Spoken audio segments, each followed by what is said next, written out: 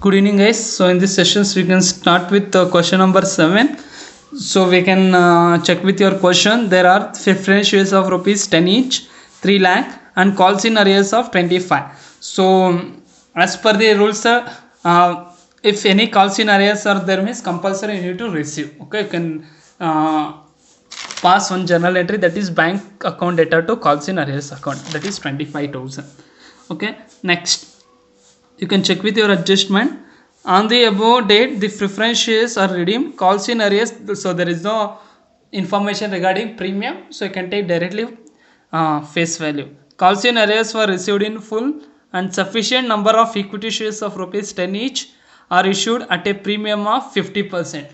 Now, in normal cases, we used to get how many new shares are issuing. So therefore that we used to use new equity share capital for redemption. Remaining balance we used to use divisible profit. But what they're giving into your, first you need to check with your divisible profit account 2 lakh.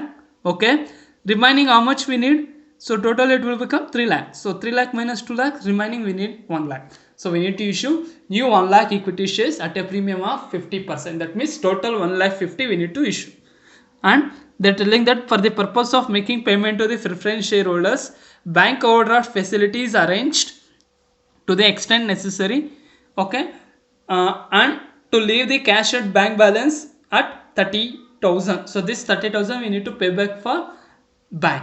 So here normally I was telling in previous explanation that whatever the balance is there, for example here 50,000, if balance is insufficient you need to sell your investment or any other assets. But here they are telling that instead of selling any asset, you can take the bank overdraft facilities. Okay, so how to take I will explain.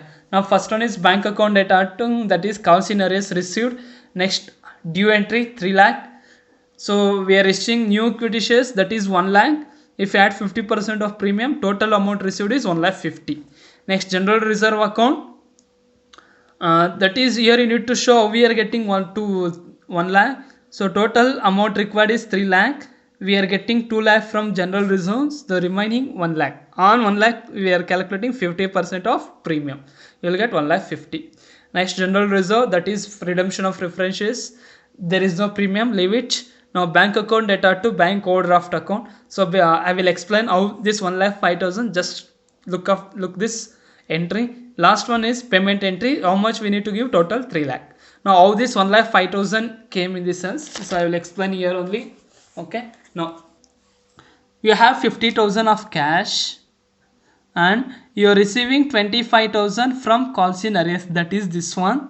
Okay, again you are receiving your, you are issuing at 50% premium, right? So you are getting 1 lakh 50. Okay, now 1 lakh 50 plus 50, 2 lakh, 2 lakh 25 you have total. Okay, and what they are telling, we need to give back 30,000 to bank. So 2 lakh 25 minus the 30 you will get 1 lakh 95. But we need total of 3 lakh. So 3 lakh minus 1 lakh 95 you will get 1 lakh 5,000. That is how this 1 lakh 5,000 came. Now next, balance sheet, how this 5 lakh came.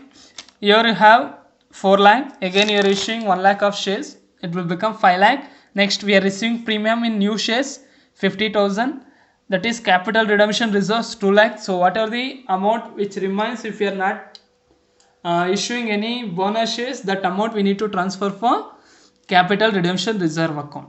Okay, that is here you can check general reserve account data to capital redemption reserve account. Next, non-current liabilities, there is no non-current. Current liabilities, you have current liabilities and bank overdraft we are just taken from the bank, that is 1 lakh 5. Next, on the asset side nothing will change except your cash at bank. So cash at bank, so they are telling that we need to withhold the 30,000 in the bank itself, that is 30,000. Okay, that is 6th one. Next, sorry, 7th one, 8th one. So here, so there is no proper adjustments. Okay, so here they are telling Fortune Limited redeems its full paid preference shares at a premium of 20. So here they are redeeming at 20% of premium. For this purpose it's making a fresh issue of 5,000 equity shares of rupees 10 each at par, sell its investment at a loss of 5%. So that means in order to set off your cash, they're selling investment, so they're giving directly, you can sell the investment to receive cash. Okay, so they have given adjustments. Okay, they're telling that there is a redeemable preferences, both they have paid, you can check. So they're telling that partly paid, we don't know how much they have partly paid, so we can check, or you can take directly. Okay, now so here redeemable preference, but they're telling that redeemable is fully, so there are two types of preferences. Okay, when there are two types, you can redeem only redeemable preferences. So we are the total is 4 lakh, and they are telling that at 20%, so 4 lakh into 20%, you will get 80,000. So 4 lakh 80, that is you can pass the one open, that is due entry, total we need to pay 4 lakh 80.